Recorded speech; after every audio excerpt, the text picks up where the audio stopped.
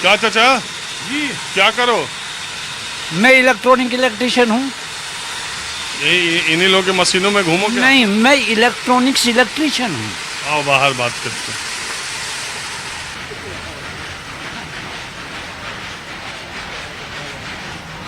अरे बैठो, कहाँ जा रही हो?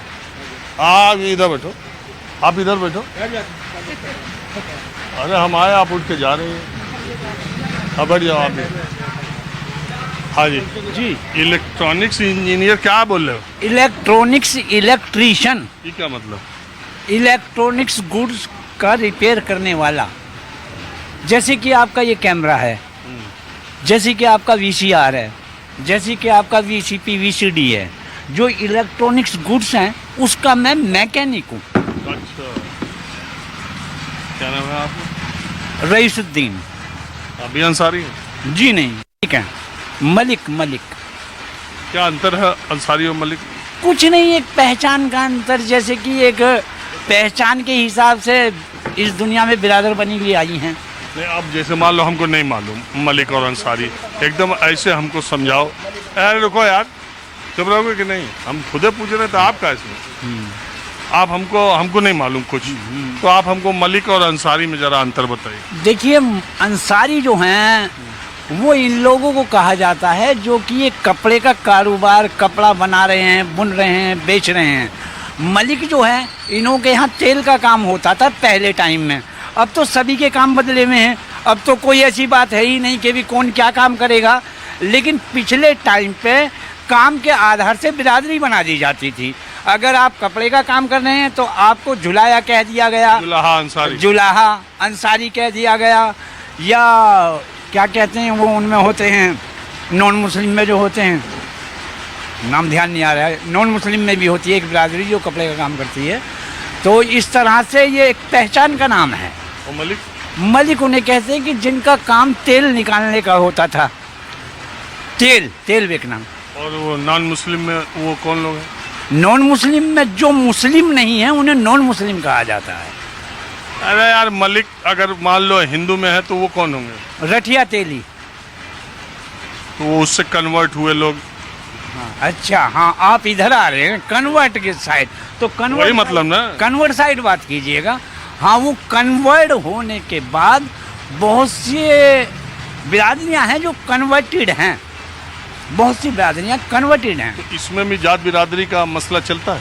नहीं, कोई नहीं चलता। शादी विवाह ऐसा है कि हमारा जो ये प्रांत है, जो हिंदुस्तान है, यहाँ पर तो ऐसा है कि अगर अंसारी है तो उसकी बेटी अंसारी में ही जाएगी, मलिक है तो मलिक में जाएगी। वो आप भी बहुत भली बातें जानते हैं, ऐसी बात नहीं कि आप नहीं जानते। थोड़ा और बताएं। सब जानते हैं वो बात। तो इसमें तो ये मामला होता है। वैसे कोई ऐसी बात ज़्यादा हाई लेवल है भी नहीं कि अगर अच्छा, छोड़ो हाई लेवल के बाद वक्फ कानून पे बड़ा हल्ला मच रिया। मुद्दा आपका वक्फ का है, आपका मुद्दा वक्फ का है। मुद्दा सबका नहीं, मुद्दा आपका वक्फ का है भाई साहब। आप वक्फ लेकर आए हैं हमारे सामने, बाकी तो आप उलझा रहे हैं। बाकी हाँ लीजिएगा, बाकी तो आप उलझा रहे हैं। मुद्दा खड़े हो जाइए। मुद्दा आपका वक्फ का है। वक्फ के बारे में बताइए, क्या कहना चाहते हैं आप, पूछिए। देखो, जो लोग वक्फ के सपोर्ट में, जी कोई भी नहीं है। हाँ चलो क्यों आप क्यों? कोई वक्फ के सपोर्ट में नहीं है। कानून कैसे बना? कानून, हाँ कानून बन गया। सपोर्ट में थे तभी ना? नहीं, वक्फ के सपोर्ट में है ही नहीं यार, कानून बन गया। अरे यार, सरकार तो वक्फ के समर्थन में थी तभी सरकार बन गया। सुनो पहले। हाँ, वो लोग ये कहते हैं कि वक्फ की ज़मीन पर इतनी भारी ज़मीन है, इसमें सही से इसका मैनेजमेंट नहीं हो रहा है। अगर होगा तो पसमादा समाज जो है, जो मुसलमानों में गरीब और नीचे तबके के लोग हैं, जिनका विकास नहीं हुआ, उन लोगों का भी विकास होगा। आप मानते हो इससे? इस बात का तो जवाब मैं आपको बाद में दूंगा।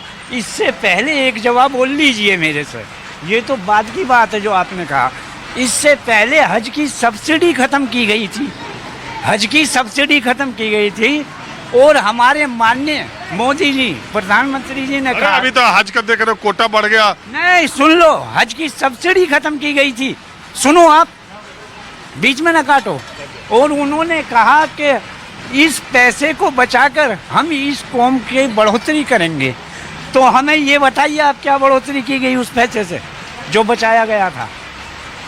जो हज की सब्सिडी रोकी है हमारे मोदी जी ने, उससे क्या बढ़ोतरी करी कौम की, वो बताया जाए हमें। अभी तक कोई नहीं करी। अब आ जाइएगा कि आप वक्फ बिल को कह रहे हैं। वक्फ बिल की जो ज़मीन है वो किसी की पनौती नहीं है, वो किसी अपनी नहीं है, वो उसकी है। ये चीज़ रखी है और मैं ये वक्फ कर रहा हूँ, यानी कि वो चीज़ अल्लाह को दे दी जाती है, उसका कोई भी मालिक नहीं होता, उसका कोई भी मालिक नहीं है। और वो चीज़ अल्लाह के भगवान के नाम पे चली गई, तो उस चीज़ का फ़ायदा जो उसको मैनेजमेंट करेंगे, उस चीज़ का अरे तो फायदा। आज तक मैनेजमेंट सही नहीं कर रहे थे, तभी ना ये कानून नहीं, आया। मैनेजमेंट गलत कहाँ से हुआ है? कब्जा नहीं हुआ वक्फ की जमीनों पे। किसने किया है? किसने किया है नाम ये सब बताइए। मिलजुल करके लोगों भाई साहब बताइए, एक का नाम किसका कब्जा है? किसका कब्जा है? एक जमीन जो वक्त की जमीन है तो उसका आपका बैनामा कैसे हो गया?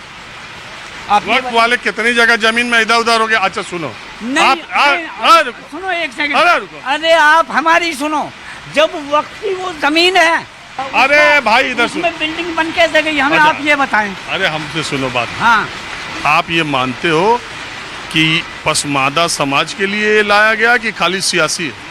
ये माना जा रहा है ये मुस्लिम कौम को बर्बाद करने के लिए लाया गया है। मुस्लिम कौम इससे बहुत आबाद थी अभी तक। आज तुम्हारी मुस्लिम कौम की अपनी पर्सनैलिटी है, अपनी चीज़ है, अपने बुजुर्गों की देन है, अपने बुजुर्गों की देन है। चलिए ठीक, इस पर कब्जा करने के लिए लाया गया है। चलिए ठीक। अब थोड़ा मैं दूसरी तरफ, क्या नाम बताया? मेरा नाम रईसुद्दीन है। रईसुद्दीन। जी हाँ। बड़ा जानकारी रईसुद्दीन मलिक नहीं, साहब मुझे के। कोई भी जानकारी नहीं। चलिए अपने अब बारे मैं में- दूसरी तरफ चलता हूँ।